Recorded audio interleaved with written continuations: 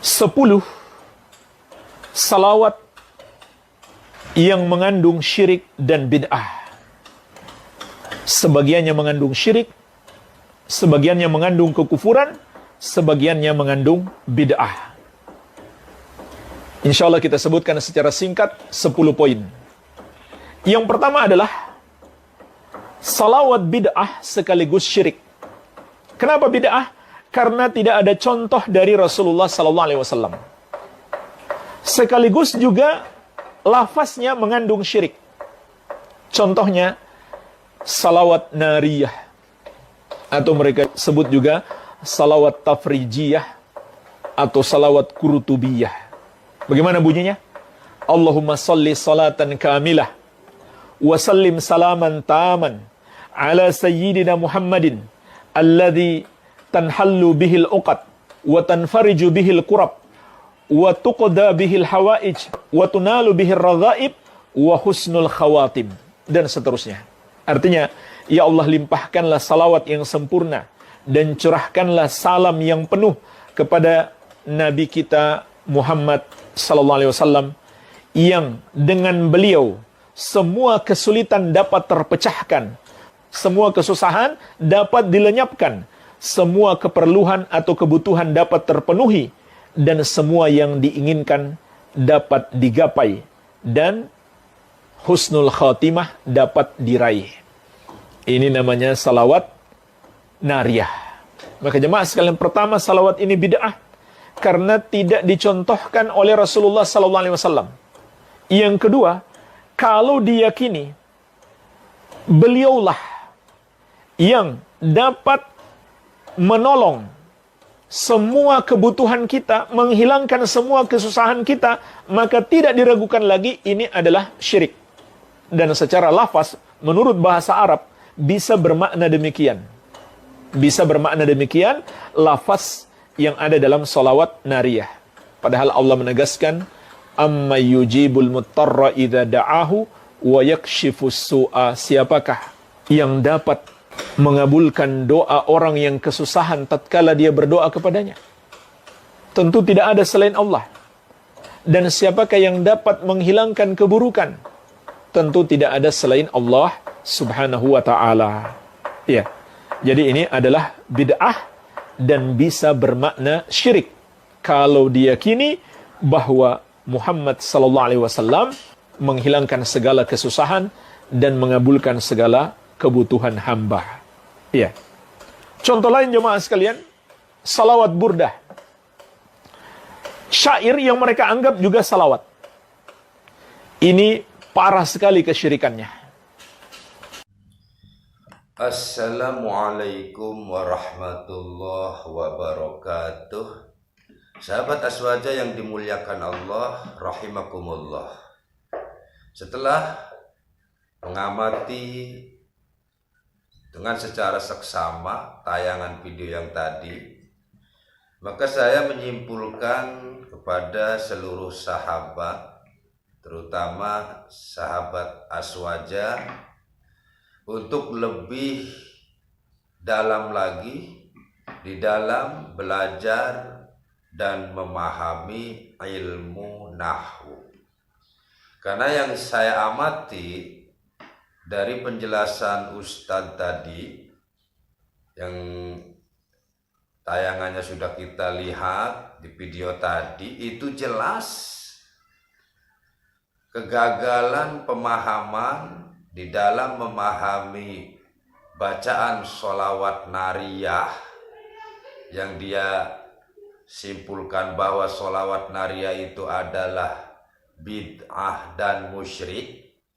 Itu pemahaman yang gagal total. Itu dikarenakan jelas karena dia sama sekali tidak tahu tentang ilmu nahwu. Padahal kalau dia tahu ilmu nahwu, itu sebenarnya dalam pembahasan ilmu nahwu yang paling mendasar pun kita sudah paham sebenarnya bahwa di situ sama sekali tidak ada unsur kemusyrikan. Maka sebelum saya melanjutkan pembahasan saya atau klarifikasi tentang penjelasan Ustadz tadi, mari kita bersolawat nariyah.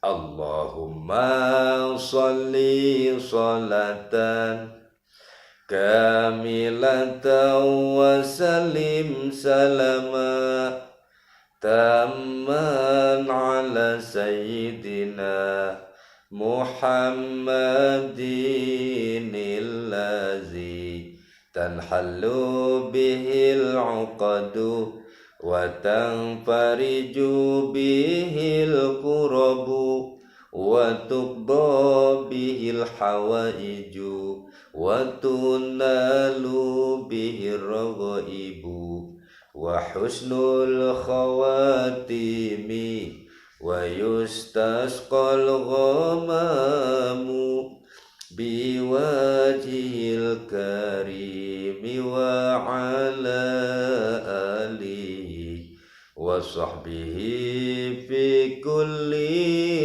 lamhatin wa nafasin bi'adadi kulli ma'lumin lak. Itulah kira-kiranya sholawat nariyah. Maka saya akan membahas singkat saja klarifikasi tentang pemahaman Ustadz tadi yang sudah gagal ya, yang gagal di dalam memahami sholawat nariyah, yang dia menyimpulkan bahwa sholawat nariyah itu merupakan bid'ah dan musyrik. Pertama, masalah bid'ah, berarti dia menyimpulkan atau memahami bid'ah itu sesuatu yang tidak ada contoh dari baginda Rasul, maka itu adalah bid'ah. Maka ini adalah pemahaman yang sangat berbahaya sekali. Kalau bid'ah dipahami seperti Ustadz tadi, berarti kita semua ini baik ahlu sunnah wal jamaah atau Muhammadiyah, Wahabi dan lainnya, semuanya ahli bid'ah, semuanya sesat. Tuh. Karena nggak usah kita cari contoh lain. Kalau dalam pemahaman dia sesuatu yang tidak dicontohkan oleh baginda Rasul itu adalah bid'ah dan kesesatan, contohnya mudah saja. Pembukuan Al-Quran itu tidak ada contoh dari baginda Rasulullah Sallallahu Alaihi Wasallam. Pembukuan Al-Quran. Maka kalau bid'ah dipahami seperti Ustadz tadi, sangat berbahaya sekali. Berarti kita semua ini membaca Al-Quran ini adalah ahli bid'ah, semua sesat. Karena pembukaan Al-Quran jelas tidak ada contoh dari baginda Rasulullah Sallallahu Alaihi Wasallam. Karena pembukuan Al-Quran itu dari sejak Khalifah Sayyidina Utsman radhiyallahu anhu, berarti sewaktu Khalifah Abu Bakar, Khalifah Sayyidina Umar, belum ada pembukuan Al-Quran. Jelas berarti Al-Quran ini bid'ah dan kesesatan. Maka ini adalah pemahaman yang sangat berbahaya sekali. Sementara yang setelah dijelaskan oleh para ulama, yang dimaksud dalam hadis kulla muhdatsatin bid'ah wa kulla bid'atin dhalalah wa kulla dhalalatin finnar, itu adalah sesuatu yang baru. Yang dimaksud bid'ah di situ adalah sesuatu yang baru yang merubah hukum.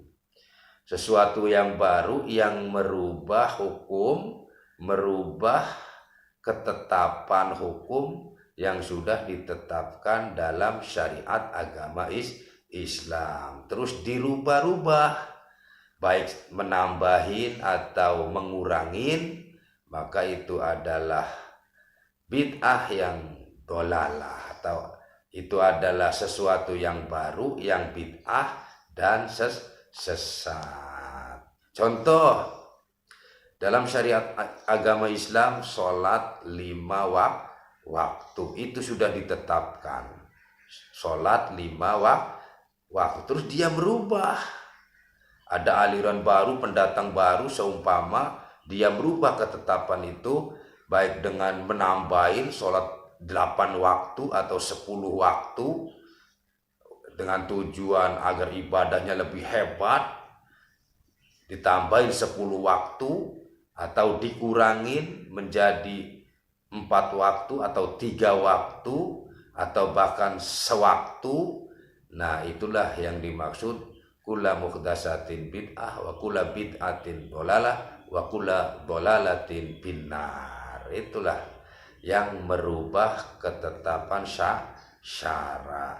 Kalau menurut Syekh Zarruq, kalau yang tidak merubah ketetapan syara, maka sama sekali bukan bid'ah.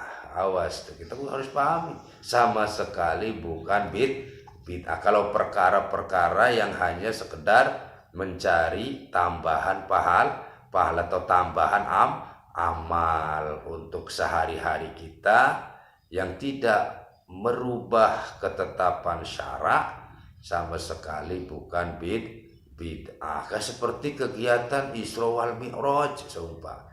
Itu kegiatan tidak merubah syariat apapun. Tidak merubah syariat sholat, tidak merubah syariat puasa, baik menambahin atau mengurangi, sama sekali tidak. Itu hanya cari tambahan pahala. Maka menurut Syekh Zarruq sama sekali bukan bid'ah. Bahkan kalau menurut Syekh Nawawi dalam kitab Nurul Zolam, di situ dijelaskan bahwa bid'ah ada 2, ada bid'ah hasanah, ada bid'ah qabihah. Sementara yang bid'ah hasanah ini hukumnya tergantung kaidah. Kalau yang bid'ah hasanah ini mengenai kaidah fardu, maka hukumnya fardu. Kalau mengenai kaidah sunnah, maka hukumnya sunnah. Bahkan dijelaskan bahwa bid'ah hasanah ada yang hukumnya fardu, bid'ah hasanah ada yang hukumnya sunnah, bid'ah hasanah ada yang hukumnya mubah, dan bid'ah hasanah yang hukumnya makruh, dan bid'ah hasanah yang hukumnya haram. Walaupun masuk dalam kategori bid'ah hasanah, tapi tetap hukumnya haram. Ada itu dijelaskan di dalam kitab Nurul Zolam. Salah satu contoh bid'ah hasanah yang fardu yaitu tadi pembukuan Al-Quran. Karena khawatir kalau Quran ini tidak dibukukan, nanti banyak umat yang tidak bisa baca Al-Quran. Maka dibukukannya Al-Quran di masa Khalifah Sayyidina Utsman. Itu adalah bid'ah hasanah fardu itu. Dan pembukuan lain, pembukuan syariat, peraturan tentang sholat itu, atau pembukuan syariat agama Islam seperti fikih dan lain-lain, yaitu merupakan bid'ah hasanah fardu. Karena hukum sholat itu fardu, kalau tidak dibukukan, nanti banyak umat yang tidak tahu tentang sholat, maka pembukuan sholat tersebut hukumnya fardu. Bid'ah hasanah fardu. Dan banyak bid'ah hasanah sunnah, yang paling banyak adalah bid'ah hasanah mubah. Bid'ah hasanah mubah itu ya banyak, kayak kita pakai motor, menggunakan mobil, dan menggunakan alat-alat sekarang ini yang sudah serba canggih begini, itu adalah bid'ah hasanah mubah. Begitu sekilas penjelasan tentang bid'ah. Dan saya mau menjelaskan tentang sholawat nariyah. Katanya musyrik bagi yang sudah ngaji nahwu, bahkan ngaji nahwu yang paling dasar saja. Kalau di kita di Ahlussunnah wal Jamaah itu nahwu yang paling dasar itu adalah kitab Awamil. karangan Syekh Mandaya ya. Kitab Awamil itu nahwu paling dasar. Sebenarnya dari nahwu yang paling dasar saja kita paham bahwa di dalam sholawat nariyah sama sekali tidak ada unsur kemusyrikan gitu. Kalau kita paham ilmu nahwu, berarti ustadz yang tadi ilmu nahwu yang paling dasar saja dia sama sekali tidak tahu, sehingga seenaknya saja bilang sholawat nariyah musyrik. Maka saya sarankan kepada ustadz tadi, cobalah untuk belajar ilmu nahwu, untuk belajar dan memperdalami ilmu nahwu. Saya hanya kasihannya apa? Yang tadinya menganggap dia hebat, menganggap dia pintar, setelah tahu videonya, setelah mendengar omongannya, ya akhirnya anak kecil pun tahu bahwa dia otaknya kosong. Wong ilmu nahwu dasar saja dia tidak tahu, begitu. Para sahabat aswaja yang dimuliakan Allah, maka saya akan menjelaskan kenapa sholawat nariyah tidak atau tidak musyrik. Karena bagi kita yang paham nahwu, karena di situ ulama juga tidak sembarangan ya. Karena ulama yang lebih hebat, lebih pintar masalah ilmu nahwu dibanding kayak kita ini. Makanya ulama juga nggak sembarangan itu bikin kalimat sholawat nariyah itu ya. Sudah dapat mengkaji, baik dari kajian nahwu, baik dari sorobnya, baik dari mantik balaghahnya, itu sudah dikaji. Kalau belum lulus dari kajian itu tidak mungkin ulama berani menyebarkan atau membuat sholawat nariyah gitu.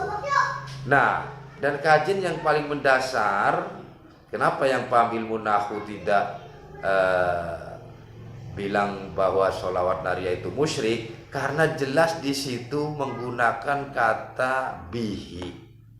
Bahkan diulang-ulang lafaz bihi di situ. Allazi tanhalu bil uqadu wa tangpariju bihil qurabu wa tuqdo bihil hawaiju wa tunalu bihir roghaibu. Yang paham nahwu, kalau ada yang bilang itu musyrik, itu sangat lucu begitu.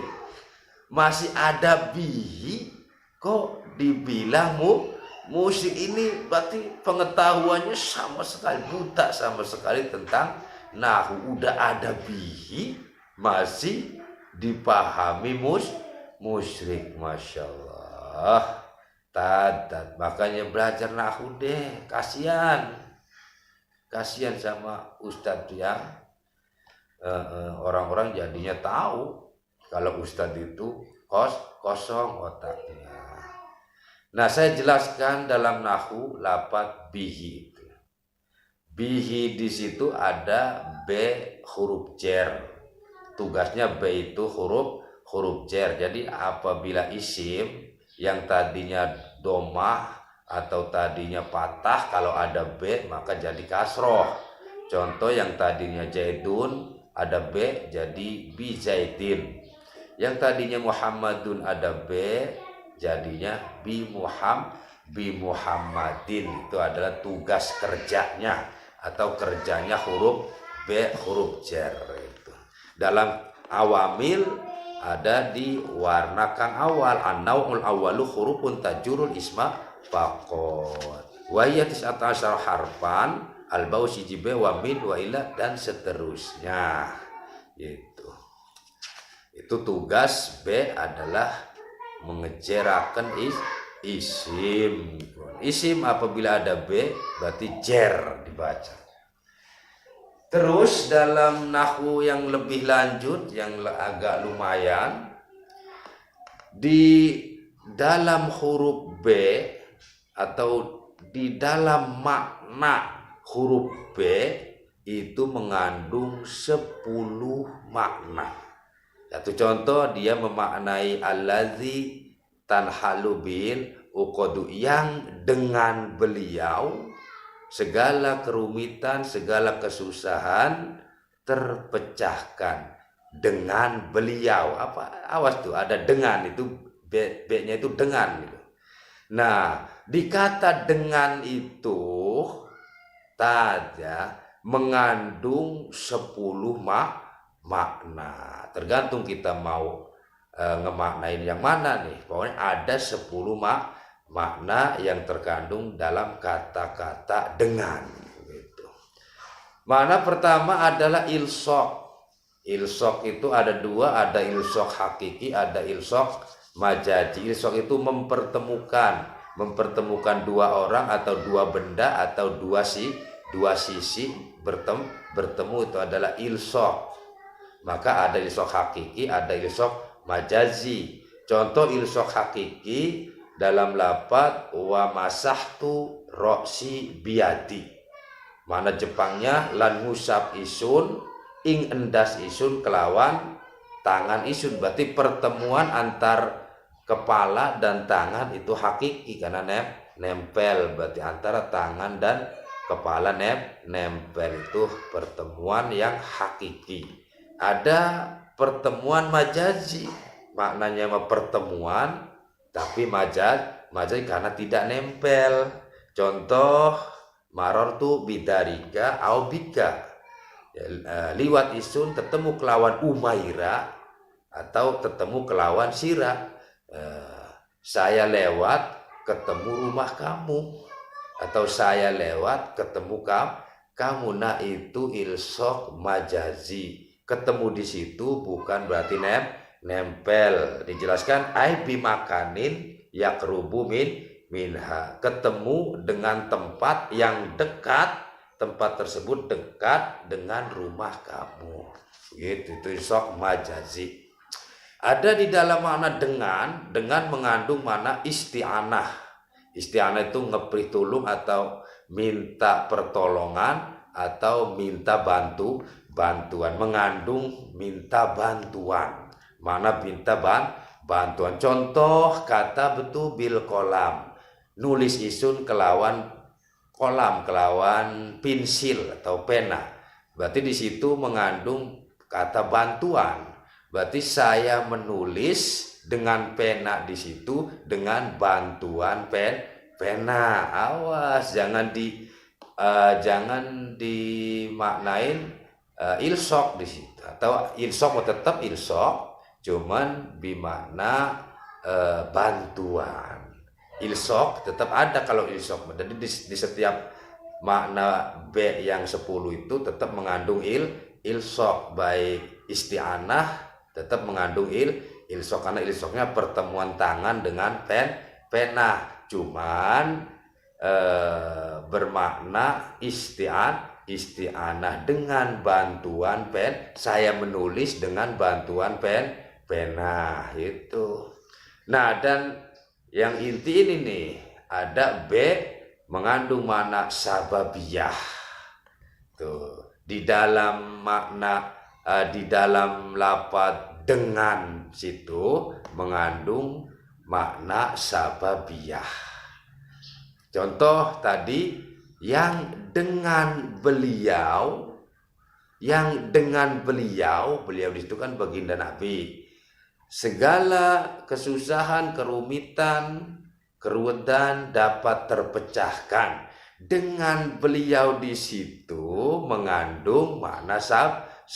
Berarti sama dengan kita mengatakan yang dengan sabab beliau baginda Nabi segala kesusahan, segala kerumitan dapat terpecahkan. Itu bak di situ, bihi di situ mengandung makna sabab. Bukan baginda Nabi yang bisa menghilangkan segala kerumitan, keruwetan, kesulitan di situ, bukan baginda Nabi, tapi baginda Nabi hanyalah sabab. Berarti yang menghilangkan adalah Allah subhanahu, enggak usah dijelaskan, yang paham nahu lebih paham daripada Anda. Ini mau sampai dijelaskan, berarti kalau kita menekatkan yang menghilangkan segala kesusahan itu bagi Nabi, maka atulah iya lebih tahu yang paham nahu. Tapi yang paham nahu yang enggak usah menjelasin ke situ, paham karena ada bihi, begitu Kang Ustad. Nggak usah dijelaskan kalau kita menekatkan yang dapat menghilangkan segala kesusahan itu Nabi, musyrik, ya nggak usah dibilang lebih tahu yang paham nahum ya, karena ada bihi. Berarti dengan bihi sama dengan yang dapat menghilangkan itu adalah Allah.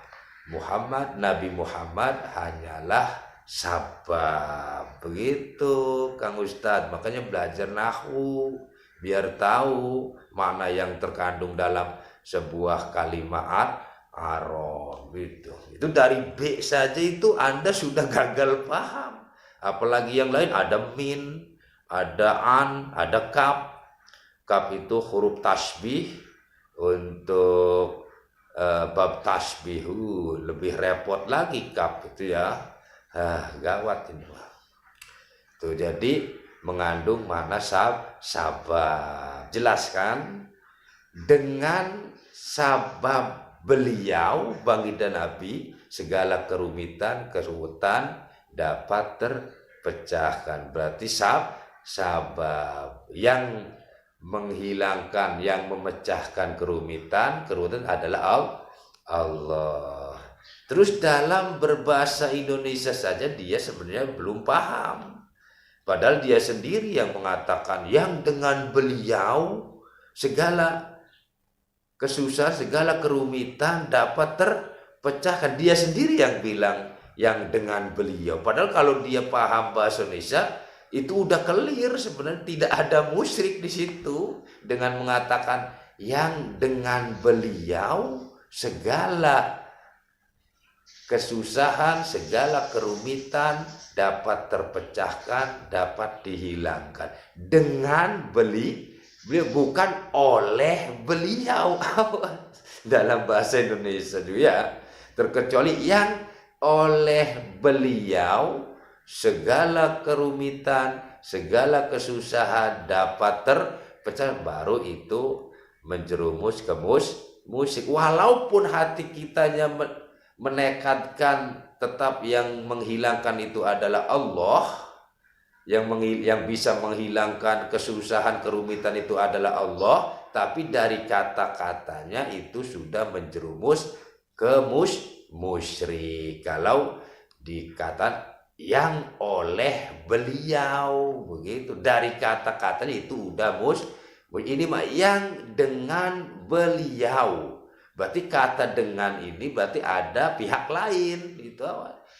Apabila kita bicara dengan berarti ada pihak lain, ada orang lain yang dengan beliau segala kesusahan dapat terpecahkan. Berarti dengan di sini adalah pelantara doang. Berarti ada orang lain yang bisa memecahkan segala kerumitan. Berarti dengan di sini hanyalah pelantara. Berarti ada yang bisa menghilangkan kerumitan dengan baginda Nabi ini. Siapa? Allah Subhanahu wa ta'ala. Jadi di situ, dengan di situ adalah pelantara. Pelantara Allah menghilangkan segala kerumitan, segala keruwetan dengan perantaraan baginda Nabi. Itu dalam bahasa Indonesia saja dia sebenarnya belum paham betul. Bahasa Indonesia belum paham betul. Orang dia bilang yang dengan beliau, malah masih dipahami musyrik. Contoh mudahnya, contoh anak-anaknya. Dengan bodrek sakit kepala saya sembuh. Oleh bodrek sakit kepala saya sembuh. Mana yang menjurus kepada kemusyrikan? Tentunya kata-kata yang oleh beliau atau yang oleh bodrek sakit kepala saya sembuh ini jelas menjurus kepada kemusyrikan. Walaupun hati kita yakin yang menghilangkan sakit kepala itu adalah Allah, tapi dari ucapan sudah musyrik. Yang oleh bodrek sakit kepala saya sembuh karena tidak menyimpan makna sabab. Kalau oleh ya tidak menyimpan makna bantuan, tidak menyimpan makna ilsok, tidak menyimpan makna sabab. Maka kalau kata-katanya oleh bodrek sakit kepala saya sembuh, ya otomatis musyrik karena tidak ada makna sabab yang tersimpan. Tapi kalau kata-kata dengan bodrek sakit kepala saya sembuh itu tidak mengandung unsur kemusyrikan karena di dalam kata dengan di situ mengandung makna ilsok, mengandung makna isti'anah, mengandung makna sababiyah.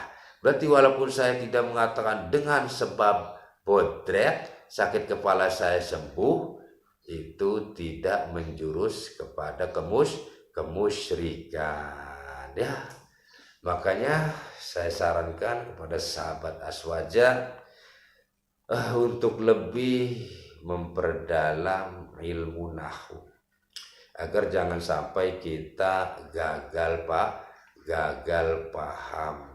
Karena Quran hadis itu sangat sulit untuk kita pahami, apalagi kita tidak punya bekal nahwu, tidak punya bekal sorof, mantik, balaghah. Maka ya sudah saya pastikan pasti gagal paham. Mari kita lebih perdalam lagi ilmu nahwu. Hadanallahu wa iyyakum ajma'in. Walafu minkum. Wassalamualaikum warahmatullahi wabarakatuh. Salam akal waras.